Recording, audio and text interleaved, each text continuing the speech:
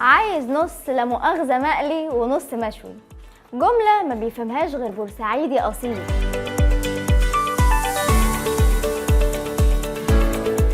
قبل ما نبدأ حكايتنا المرة دي، أي حد عنده صاحب أو صديق من بورسعيد يمنشنه بسرعة، عشان الكلام اللي هيتقال النهاردة محدش هيفهمه غير أهل بورسعيد، البلد الجميلة اللي تحس كده إن ليها منيو خاص بيها في الأكل، منيو في مصطلحات هم اللي اخترعوها وهم بس اللي عارفين أسرارها. عشان كده قبل ما تيجي بورسعيد محتاج معاك مرشد من أهل البلد عشان يقدم لك شرح لكل مصطلح غريب ممكن تسمعه. يعني مثلا ما تستغربش ولا تحس إنها شتيمة لو دخلت مطعم سمك في بورسعيد وسمعت حد على الترابيزه اللي جنبك بيطلب من الويتر نص لا مؤاخذه مشوي وكتر الليمون. ايوه زي ما انت سمعت بالظبط، لا مؤاخذه. الحكايه بدات من عند عم دندش في سوق البازار، اشهر شوارع بورسعيد، وهناك هتلاقي محلات سمك كتير جدا، وده مش غريب لان كل المدن الساحليه بتعتمد بشكل كبير على الثروه السمكيه والاسماك الطازه على كل شكل ولون. وفي محل عم دندش البسيط هتلاقي سندوتش الجمبري وسندوتش الفيليه وسندوتش لا مؤاخذه، وهو عباره عن بيض الصبيط، بس في منه بيتعمل بالزبده والبصل والثوم مع شويه بهارات كده ما يعرفهاش غير البورسعيديه، وفي منه المشوي والمقلي.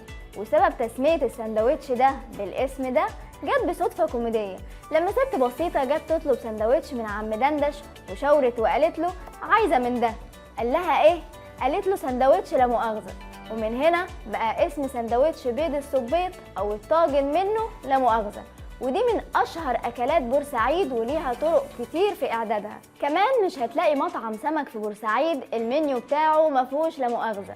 ويا سلام بقى لما تحط عليها البصل والطماطم والفلفل الحراق وتزود شويه ليمون، اكله ما ينفعش ما تجربهاش. وعشان تستمتع بطعمها بجد لازم تيجي في بلد الاكله دي في بورسعيد. استنونا في حكايه جديده من فود توداي، كانت معكم ندى باهي.